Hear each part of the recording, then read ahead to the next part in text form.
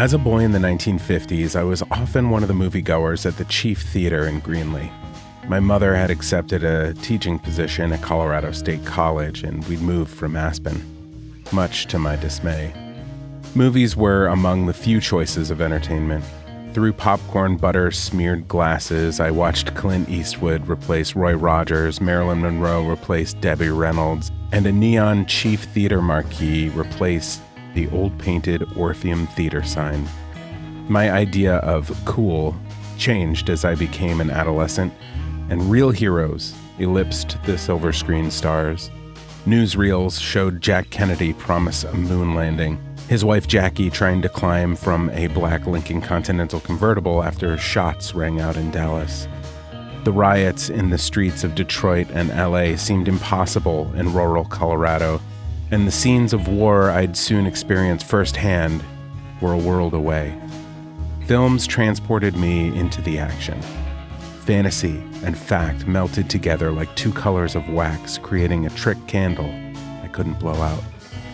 Irrigated cornfields stretched to the eastern horizon and raised the humidity of the Gulf Coast levels, making my sheets sticky in the second-floor bedroom of my family's Victorian-era home.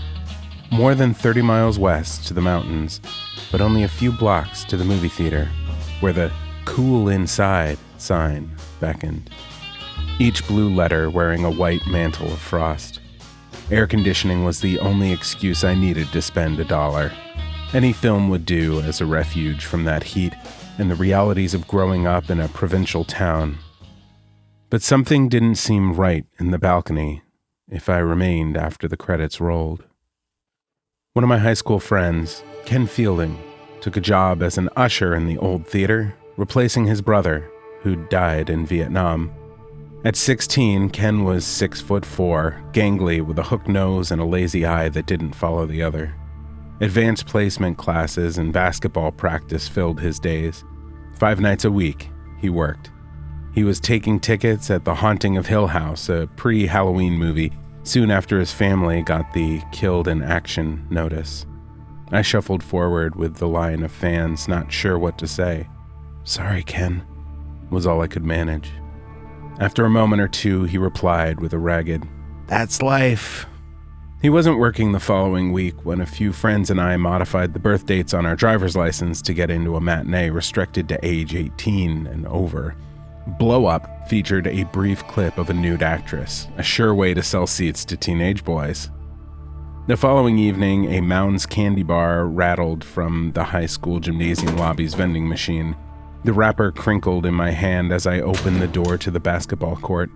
From the bleachers came huffing, alternating with rhythmic footfalls as Ken ran the gym stairs after a late practice. He descended, sweating and gasping, then stopped at the drinking fountain to flood his face with cool water. My pat on his back made him jump as if he'd been shot. "We missed you at Blow Up." "Yeah, I heard. Not even nudity will get me back in that theater." "What do you mean?" "I quit. I couldn't take it anymore." He sucked in a deep breath and another drink, then used a towel wrapped around his neck to wipe moisture from his face. "The damn place is haunted." "Haunted?" We walked through the humid, fading evening air into a vapor lamp-lit parking lot. The glare flickered as insects bounced off the bulbs. He stopped, opened his car door, grabbed a half-full bottle of warm Pepsi, and poured in a small plastic sack of salted shell peanuts. The rusty car reeked of old rubber, the odor escaping into the night. Not knowing what to say, I shook my head and remained silent. Ken sometimes worked after the late show to clean and paint the historic interior. In his time of stress, and as Halloween approached, it would be easy to imagine ghosts. But Ken was an altar boy and an explorer scout, honest and solid as anyone. Since losing their brother in Nam, his little sisters, usually bright students, were failing and skipping classes. His father stoically repaired typewriters in a home shop day and night, searching for the backspace key to his life. If Ken wanted to share details, he would. He took another swig of Pepsi. "Roy Carpenter manages the theater. He graduated with my brother." After a long hesitation, Ken continued, "I told him I couldn't keep up the long hours." I blew out a breath in disbelief. That place always creeped me out, but it's probably only the horror movies. He's looking for someone to replace me if you're interested. A night job would be perfect for some extra cash. I needed a better car. Hauntings be damned.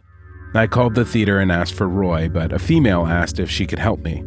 Without hesitating, she told me to report for work the next evening. She expected to be busy for Halloween. The elderly projectionist gave some brief instructions and almost ran out the door after the movie. I was stirring a freshly opened gallon of Benjamin Moore paint.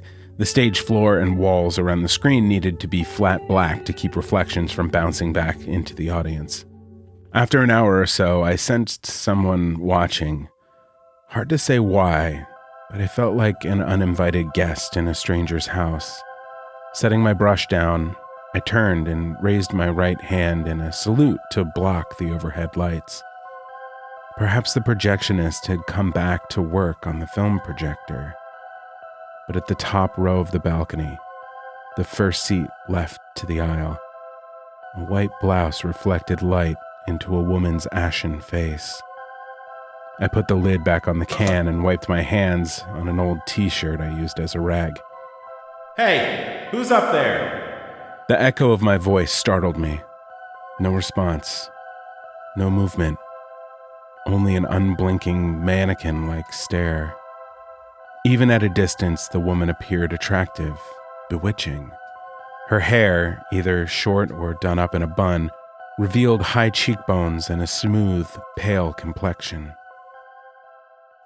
2 staircases led to the upper lobby, one from each side of the theater.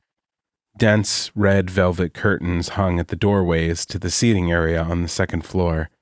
Thick crimson carpet with a golden fan pattern still held the essence of popcorn, cigarette smoke, crushed junior mints, and spilled soda pops. I pushed through the curtain in the doorway, hoping she'd simply fallen asleep. The beam of my flashlight scanned the seats. Each sat silent and vacant as the tomb of the unknown soldier. When I rechecked the lobby, I found nothing. No one. I returned to the balcony, not willing to concede Ken's story might be getting to me.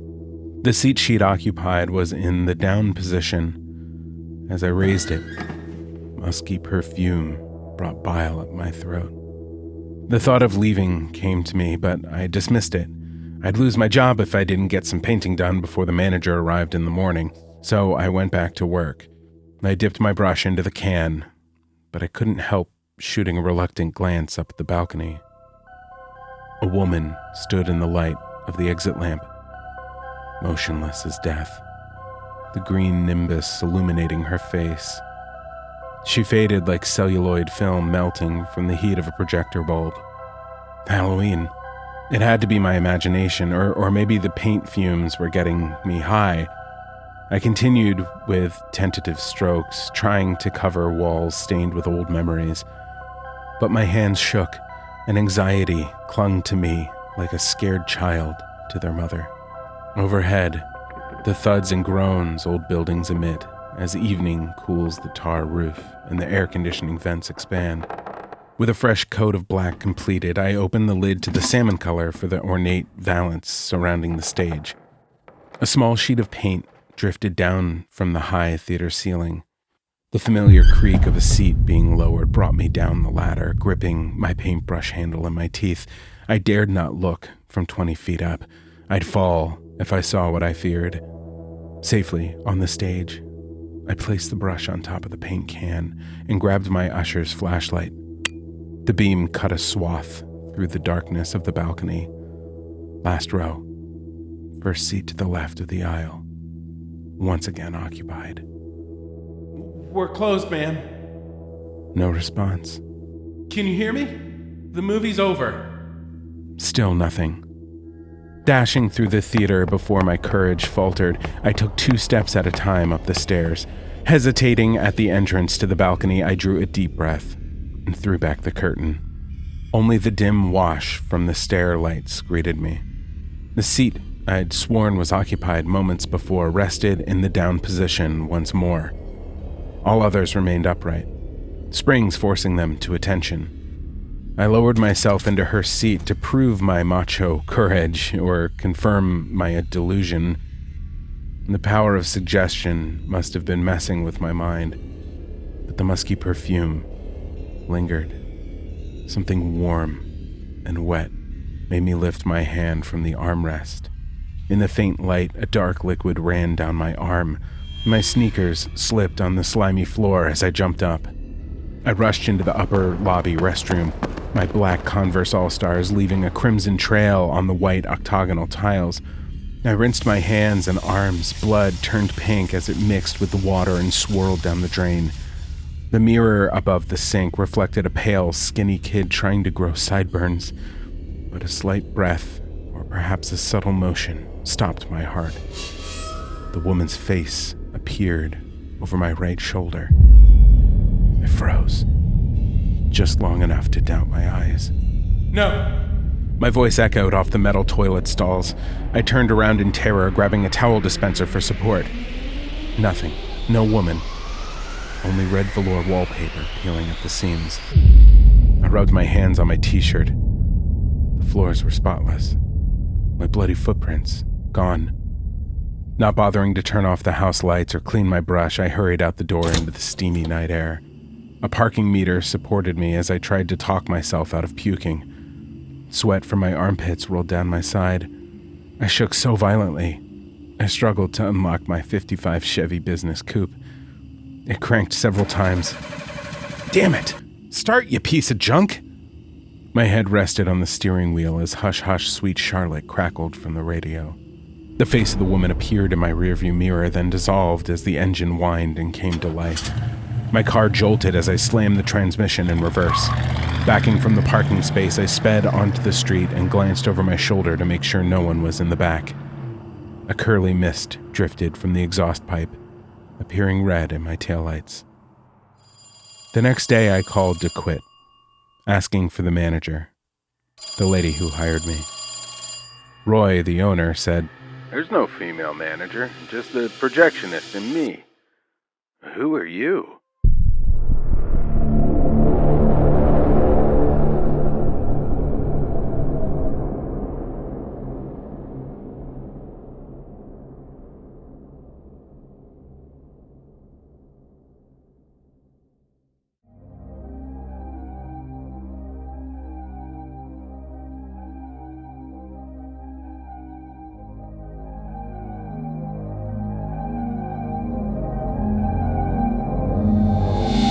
Haunting Season was created by me, Joshua Sterling Bragg, and is a joint production of Matt Gillen and Believe Limited. Special thanks again to our guest Tom Stevens and our sponsor AutoCrit, who connected us through the Nightmare Fuel horror writing course. This show is executive produced by Patrick James Lynch and Ryan and Matt Gillen, and produced by Keith Corneluk. Today's episode was edited by Gary Bernard. Music for the podcast was made exclusively for the show by North Innsbruck. If you want to get more involved, find Haunting Season on TikTok for horror talk and movie reviews. Thank you for listening to this episode, and remember, we're more likely to survive if we stick together. I'll see you next time.